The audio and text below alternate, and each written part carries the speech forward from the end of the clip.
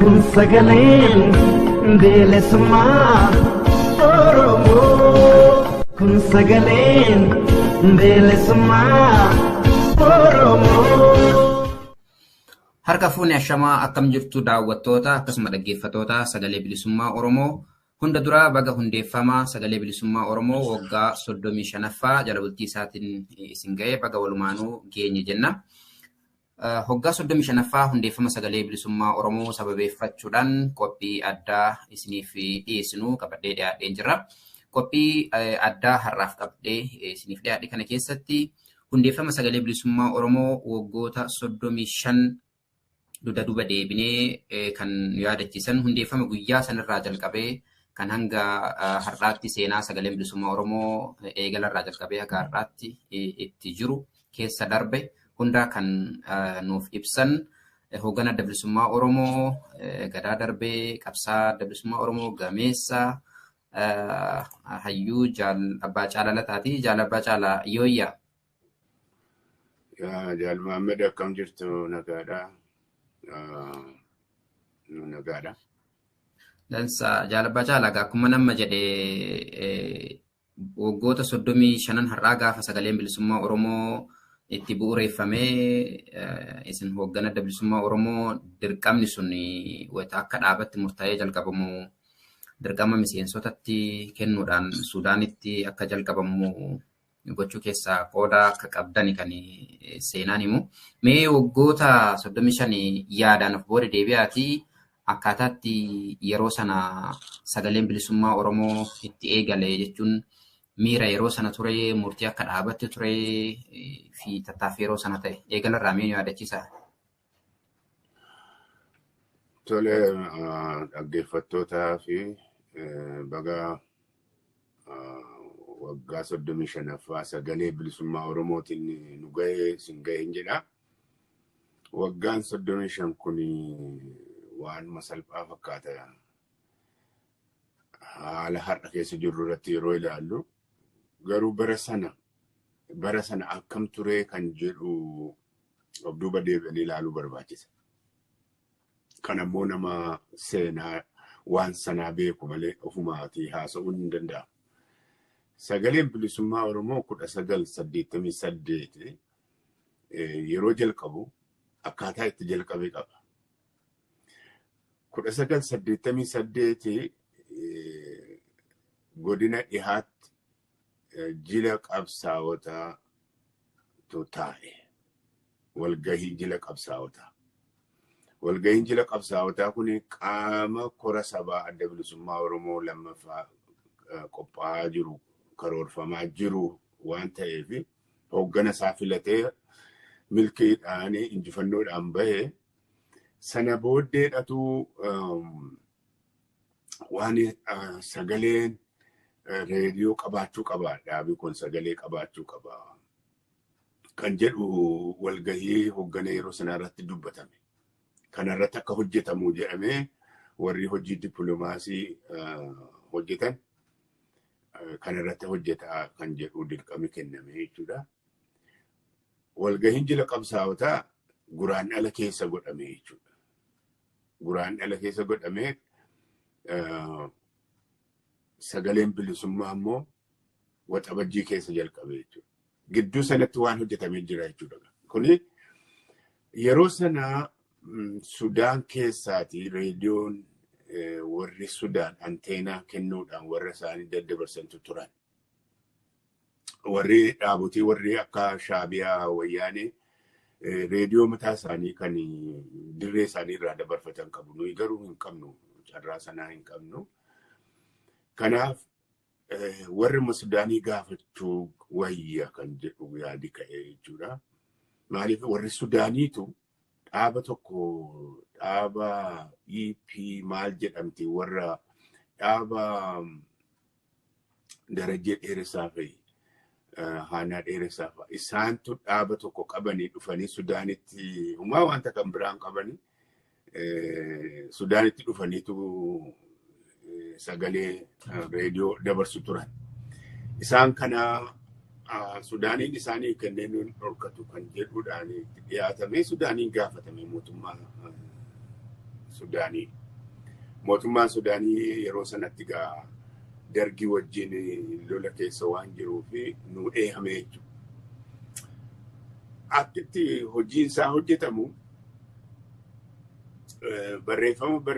barreessineetu istuudiyoo mataa keenyaa waan hin qabnee fi istuudiyoo warra mootummaa keessattuu kan waraanaati. Istuudiyoo waraanaa Sudaaniitti dhaqameetu achitti waraabame.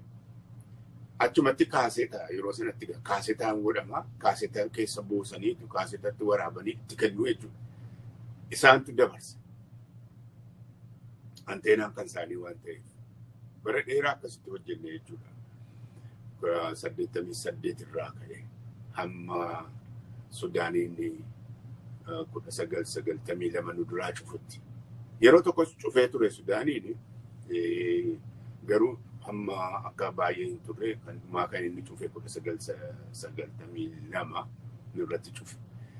Akkitti ta'e gaatii jalqaba isaarraa si himuudhaa fi maquma reediyoo kanaa maal jennaa kan jedhu nu gidduutti haasawaa goone mari'anne.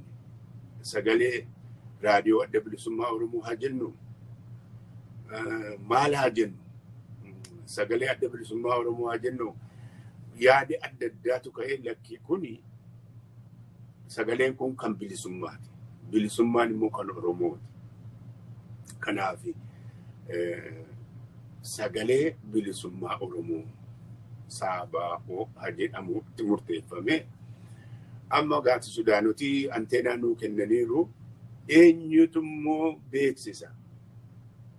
Isee jalqabaasan kun sagalee bilisummaa Oromooti kan jedhu. Isa kana muuxannoo sitti hin qabne waan ta'eef jaalaluma jiran lamaan tokko shaakalchiisanii yeroo sana jaalaluma kaartuum jiran shaakalchiisanii Maamma Saaniidhaa fi Jibriil Gurbaa jennu keessa keenya. Isaan kana shaakalchiisanii eenyu sagaleen lamaan isaanii gaariidha. Eenyu immoo eenyutu dubbisuudhaaftu yeroo wanni ta'u carraan Jibriiliif bahee sagalee jalqabaa kun sagalee bilisummaa Oromooti kan jedhu kan Jibriil Gurbaa jennuun isatu jalqaba labsee jechuudha. Jaalli kun 1989 yeroo kora sabaa lammaffaadhaaf deeman lola Ogaaden ta'e keessatti kufe. Egaa achirraa jalqabee jechuudha sagaleen bilisummaa. Yeroo duraatti of beeksisuudhuma ture of beeksisuudha. Sagaleen bilisummaa Oromooti jedhanii irra deddeebi'anii haasa'uudha. Namni waan kanatti leenjii waan hin jirree fi nama dirree irraati nama tokko arguun dirqii ta'e jechuudha. Akka kanatti Jaalli Toleeraa Adabaa yeroo jalqabaatiif ergame jechuudha. Inni dhaqee kaartuumitti hojii jalqabee jechuudha. Kophaa isaati nama tokko duwwaadha. Waan barreeffamu beeksisuma gaa yeroo sana jalqaba beeksisuudha sagantaa Adda Bilisummaa Oromoo kana beeksisuudha malee oduuf maalii kana iyyuu dabarsuun yeroo sanatti hin jalqabamne jechuudha. Akkasitti egaa waan guddaa mirqaansa guddaa ture jechuudha. Sagalee keenya qabaanne kaayyoo qabsoo Adda Bilisummaa Oromoo itti godhu uummata keenya biraan gahuun waan salphaa hin ture jechuudha. Jijjiirama guddaadhas fide jennaan. Akkasitti gaatii amma sagaleen bilisummaa Oromoo jalqabee Jaalli Toleeraan kophaasaa hojjechuu jalqabee booddeen jaallan kan biraa itti daddabaluun deebinee istuudiyoo mataa keenyaa iyyuu tolfachuun manuma kiraayeffannee jirru keessatti sagalee sound proof kan ta'e ruumii tokko tolchinee achi keessatti waraabbachuu jalqabne ofii keenyaati. Rakkisaadha beektaa yeroo sana amma akka namni ilaalu kana miti. biyyi Sudaan hin noo'a. Qabbaneessuu qabda roomisa. Qabbaneessitee AC bantee sagalee waraabuu hin dandeessu. Maaliif keessa seenaa wajji air conditioning. Kanaaf roomii sana qabbaneessanii itti seenu. Seenanii waraabuun sa'aatii tokko olfaa fudhata. Sa'aatii tokko yeroo ta'u kana keessatti manni sila qabbanaa'ee jiru deebi'ee ho'a. Dafqa guute wanni ta'aniitu keessaa bahu jechuudha. Maaliif iddoo gogortaa of duuba deebista. Hojiin sagalee waraabuu salphaa miti. Akka nama taa'ee namni dhaggeeffatu waanuma salphaatti waraabamee dhufeetti fakkaata. Iddoo gogortaatu dubbistuu, iddoo gogortaa of duuba deebista maal goota. Qophii sa'aatii tokko hojjechuudhaaf sa'aatii 2-3 fa'aa istuudiyoo keessatti sirra jira yoo shaakaltee muuxannoo isaan qabaatiin. Akkasitti jaallanni haala ho'aa sana keessatti hojjetaa turanii akkasiis ta'ee sagaleen bilisummaa Oromoo qooda guddaadha qabaatee booda oduus dabarsuun jalqabame waraanni bakka jirutti tarkaanfii fudhatu dhaga'uu jalqabe. Wanni waraanumtiyyuu waan tarkaanfii fudhatu waraanni bilisummaa Oromoo fudhatu dhaga'uun yeroodhaan dhaga'uun sa'aatiin seegee sa'aatiin itti sagaleen bilisummaa Oromoo darbu ga'ee miseensi hundinuu bakka jiru waan hojjetu dhaabeet reediyoon banamee dhaggeeffatama. Jaalala guddaadha qaba jechuudha sagaleen bilisummaa Oromoo. Booda uummata biratti iyyuu immoo jaalala guddaa kabajaa guddaa horatee akkasii jechuudha jalqabii sagalee bilisummaa Oromoo akkasiin jechuuf hin jedhee. Yeroo sana haalli miidiyaa jechuun silaafuu akka ammaa kana miidiyaan babal'atee miidiyaa hawaasaa, miidiyaa isa idilee jennu kan raadiyoo fi televezyiinii fi bifa adda addaatiin hin turre. Haalli ittiin uummanni sagalee bilisummaa Oromootiin alaa waa'ee qabsoo dhagahuu, waa'ee dhimma isaa irratti dhagahu hireen biraa ni ture. Haalli sabaa olaanaa haalli ture maal fakkaata ture kan miidiyaa? Bara sana beektaa miidiyaa jedhamu kan jedhamu kuni televezyiinii fi short wave anteenaadhaan kan darbu reediyoo malee akka amma bara ammaa kana wanti hundi lafa guutee smartphone tokko qabaattee wanni linkii tokko gadi buufattee jennaan sumatu har'aa istuudiyoo dhaabbattee jechuu dandeessa. Kan televezyiiniis haa ta'u, kan reediyoos haa ta'u. Akkasana hin jiru bara sana. Bara sana reediyoo bitattee reediyoodhaanii firikwensii irratti sii darbu sana dhattee barbaaddee iseen immoo sagalee qabaachuu dandeessi itti wacuu danda'a. Reediyoon kan biraa cinaachaan dhufee keessana ukkaamsuuf haa yaaluu danda'a. Baay'ee haala rakkisaadha yeroo sanatti beekumsi keessattuu karaa miidiyaadhaatiin dagaaginni sivilaayizeeshinii yeroo sana jiru baay'ee xiqqaadha. Nuuf garuu yeroo sanattuu guddaadha. Maaliif as teessee sagalee qilleensa keessatti wanta ati gadhiiftu lafa inni gahu hin beektu. Idduma hundumaa gaa mootummaan inni kamiyyuu ukkaamsuu hin danda'u. Yaaleera dargiin sagalee ukkaamsuudhaa fi qilleensa gaditti dhiisanii daandii sana irratti qilleensa gaditti dhiisanii akka hin dhaga'amne. Inni kunuu rakkoo meeqaan godhu jechuudha. Har'a garuu wanti hundi guuteera. Wanti hundi guuteera. Social miidiyaan kun waan barbaade isa kamii irratti wanni tolfattee dabarsuu dandeessa. Dhaggeeffachuus dandeessa. Yeroo sana garuu akkasumitti reediyoo short wave qabu, frequency qabu isa kanarra duwwaarratti dhaggeeffachuu dandeessa. Akka har'aa moobaayilii irratti dhaggeeffachuu maal irratti dhaggeeffachuun kun hin jiru yeroo sana. Sunuu ta'ee sagalee kee fuutee qilleensa irra gadhiiftee uummata kee bira gahuun waan guddaa jijjiirama guddaadha yeroo sanaatiif. Kanaaf akka har'aa miti isin jechuuf hin jedhu. Isin haguma har'aattu sana boodallee erga Suudaanitti sagaleen bilisummaa Oromoo akka dhaabbatee sadarkaa sababa mootummaa Suudaaniin sana booda danqaan hedduun isa mudate karaa biyya biraatti illee darbee hanga har'aatti rakkoolee adda addaa keessa darbee jira. Seenaa jiru hamma ammaatti illee inuma beektu. Mee yeroo sana keessa namoota Saabaa'oon rakkoo kan danqaa isa mudate keessa bahee irra aanee akka hojii isaatti fuuf tattaaffii godhan qooda qaban akka dirqama dhaabbattis dirqama isaanii bahatan kan hireedhuma waggaa 35ffaa kanaan yaadannu eenyufaadhaan yaadachiisuu dandeessu hunda isaanii himuun ulfaataa ta'ullee. Akka 1992 mootummaa ce'umsaa keessaa baanee wayyaanee wajjin lola jalqabneeni sadarkaa yeroo jalqabaatti yeroo baay'ee akkaan baay'eetti nuyi sagalee barbaannu mootummaan Sudaanii nurratti cufe. Waraannee iddoo adda addaatii lolarra jiru kuni wal dhagahuu dadhabe jechuudha. Odeessa walii argachuu dadhabe. Baay'ee haala hamaa ture jechuudha. Kanaaf sagaleen bilisummaa Oromoo qilleensa irratti deebi'uu qaba kan jedhu tattaaffiitu jalqabe. Keessattuu hojii dippiloomaasii irraa kan hojjetu Dr. Taaddasaa Fidooti.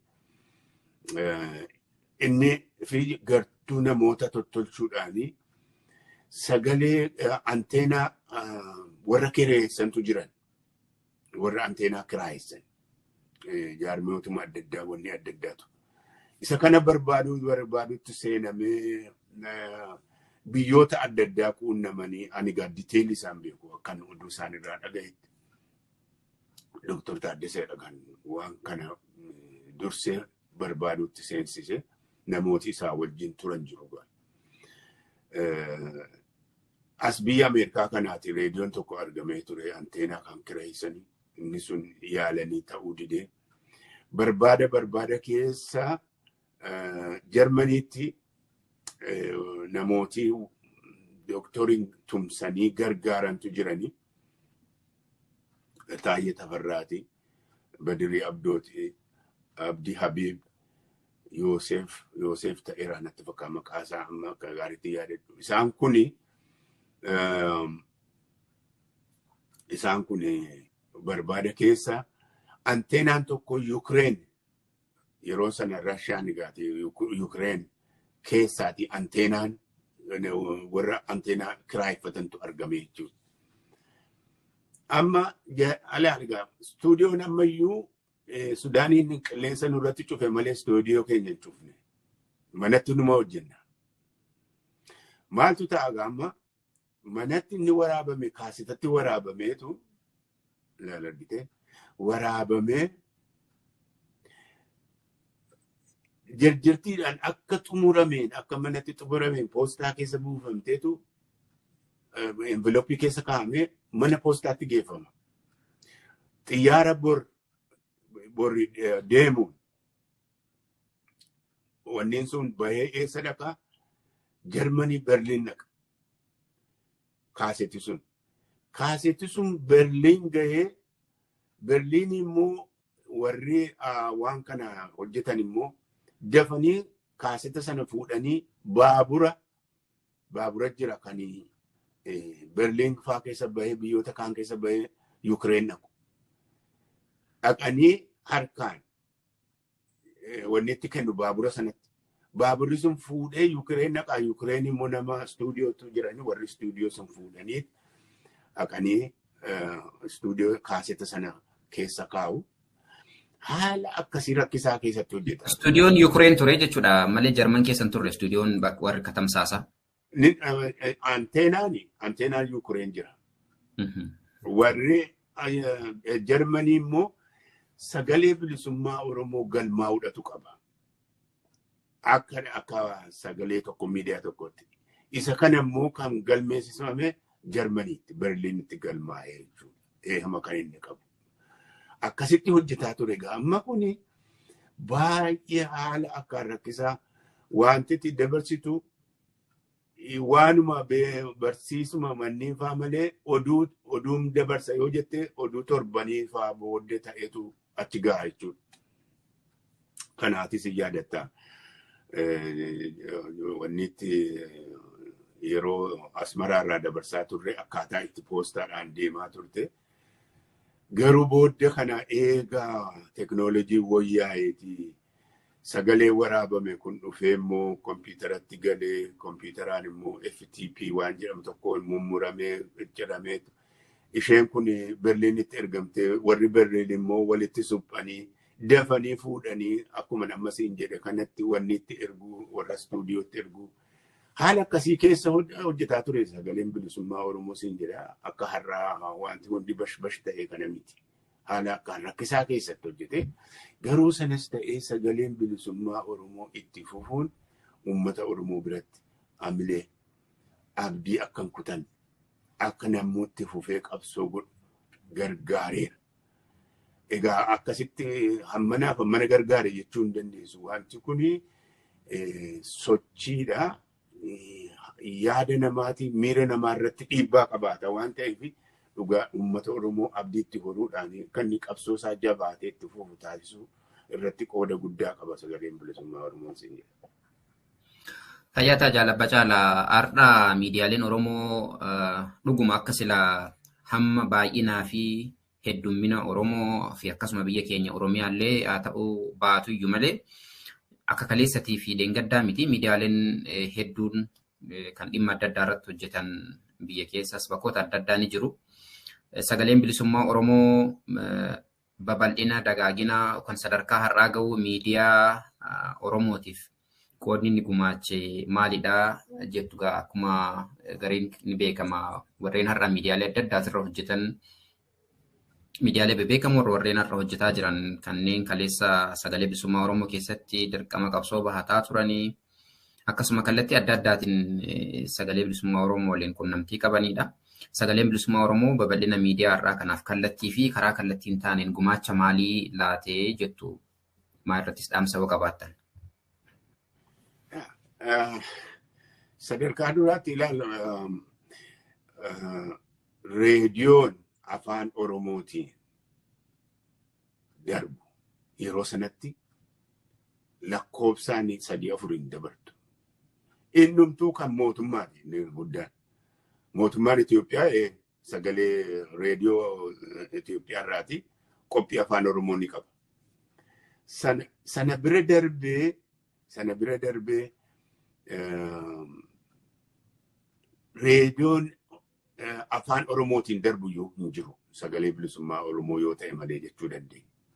Kanaaf mootummaadhaan sagantaa mootummaadhaan darbu alatti of walabummaadhaan of danda'ee reediyoon afaan Oromootiin darbuun kan waa'ee dhimma Oromoo haasa'u darbuun durte Moqaadishoo ni turte sagaleen afaan Oromootiin kan dabarsan warri Somaalee abbootiifis warri Ziyaad Barreen faan sagalee tokko dabarsaa turanii dhimma Oromoo irratti siin jedha. Dhimma Oromoo irratti, dhimma bilisummaa Oromoo irratti mataa isaatiin utuu kan biraatti hin aayitiin sagaleen dubbachuu jalqabe kan adda bilisummaa Oromoo ittiin ijaarame sagalee bilisummaa Oromoo kan. Hangafa jechuu dandeenya reediyoolee miidiyaalee afaan Oromootiin har'a darbaa jiran. Har'a lafa guutaniiru. Inni badii kan wanni tokko qabaatee jennaan reediyoo wanni banachuu danda'a. TV banachuu danda'a. Har'a isaan kana hundumaatiif hangafa ta'uun sagalee bilisummaa Oromoo gaaffii hin qabu.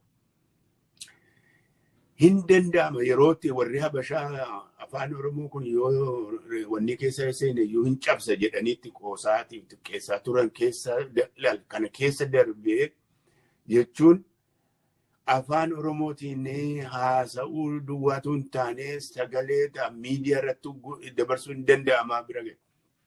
Maalis dhimmu barbaada.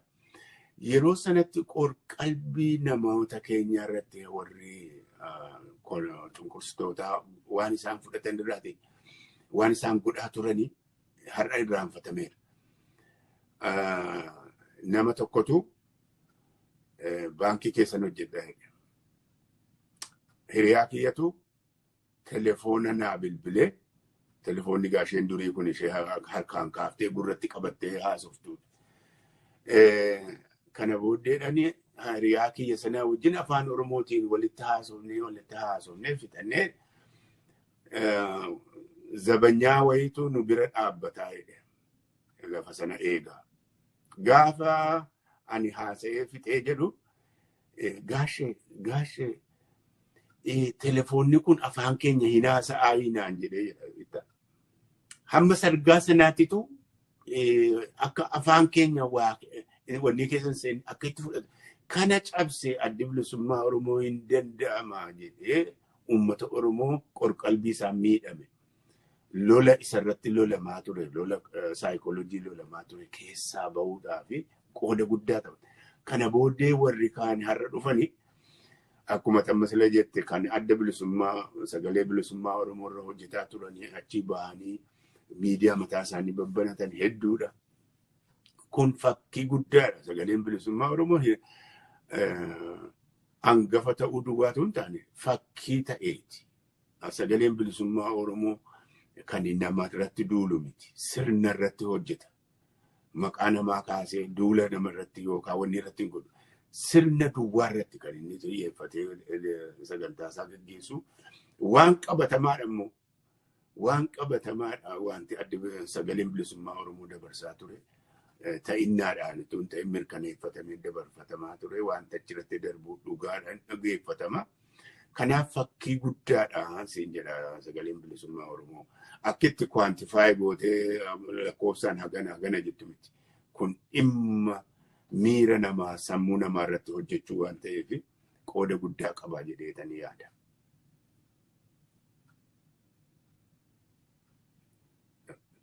Dhiifama ammaa irratti waggaa 35ffaa hundeeffama sagalee bilisummaa Oromoo kan baranaa kabajaa jiru kana sababeeffachuudhaan dhaamsi qabdan yoo jiraate sagalee bilisummaa Oromoo akkuma hangafummaa isaa sanitti sadarkaa isaan madaalutti miidiyaa jabaa irra kaa'ama jiru irra caalaa jabaa gochuudhaaf fi dorgomaa gochuudhaaf kan uummata keenya biyya keenya caalaatti tajaajilu gochuudhaaf maaltu godhamuu qabaa jettu akkasuma waliigalatti dhaamsi dabarfatan yoo jiraate. Hiree kanan isiniif laata jaalaba jaala. Yaa maaligaa sagaleen bilisummaa Oromootu hir'ina baay'ee qabu. Miseensoti achirra hojjetantu hidhamanii utuu ari'atamanii utuu walirraan kutin akkasitti itti fufuunsaa jabina guddaadha. Fakkii ta'a. Miidiyaan immoo jalqabee yoo walitti fufiinsan qabaanne miidiyaa ta'uu hin danda'a. Baay'eedha argineerra namooti ka'anii jarjaraniiruma maali neetwoork maali neetwoork ittiin guutteetti sila jalqabu itti fufiinsa hin qabaatan. Maaliif hojiin miidiyaadhaati akka barmeela hudduunsaa urataatti bishaan naquuti. Keessuma darba yeroo hundumaa guyyaa hundumaa haaraa hojjechuu qabna. Kanaaf jabina guddaa sagaleen bilisummaa Oromoo qabu itti fufiinsaan hojjechuu sana. Itti fufiinsaan hojjechuu qaba. Hir'ina baay'ee qaba. Hir'ina deeggarsa barbaada. Deeggarsa maallaqaa barbaada. Deeggarsa odeessaa barbaada. Odeessi akkasumatti hin argamu. Ijaaramanii waliitiif beekanii. Dafanii walii dabarsuu odeessa ho'aa qabatamaa dabarsuu kun irratti illee deeggarsa barbaada. Keessattuu caalaatti horii malee dinagdee malee waa hojjechuun hin danda'amu. Tumsa uummata keenyaa barbaada. Kanaaf uummati keenya sagalee bilisummaa Oromoo sagaleen kun kan keessanii adda bilisummaa Oromoo dabarsu malee sagalee bilisummaa Oromooti sagalee bilisummaa keessan kana bira dhaabbadhaan jedha. Carraa kana waan naa kennitanii fi horaa bulaa galatoomaa isiniin jedha.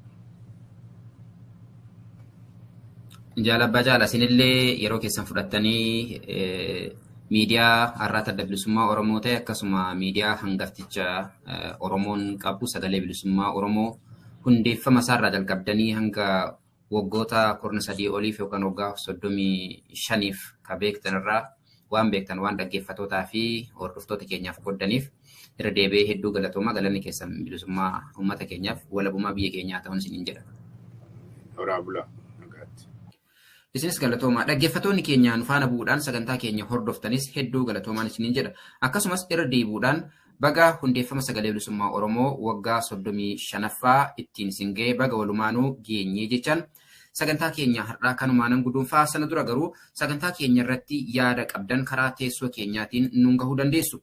Akkasumas sagalee bilisummaa Oromoo irratti waggoota 35 dabraniif imalli sagalee bilisummaa Oromoo maal ture? Sagaleen bilisummaa Oromoo isiniif maali? Sagantaan sagalee bilisummaa Oromoo yaadni irratti laachuu barbaadan maalidha kan jiru irratti dhaamsa yoo qabaattan akkasumas dhaamsa gaggabaabduu viidiyoodhaan waraabdanis karaa teessoo keenya iskiriinii gubbaa irratti argitan kanaan nuun gahuu dandeessu.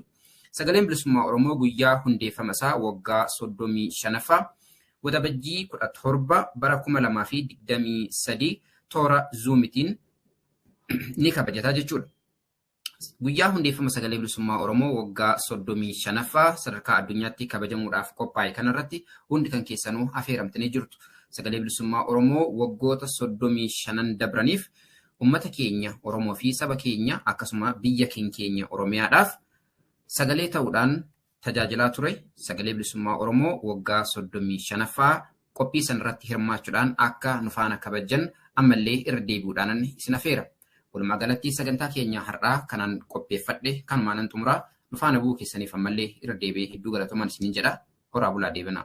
Anfiraa'ol Jaalataati. Sagalee tonkulmaa moota hunda biqilchiituu seenaa seerraa ooltan haaraawamsi jarii mana abbaa gadaa haaraawamsi jarii mana abbaa gadaa kun sagaleen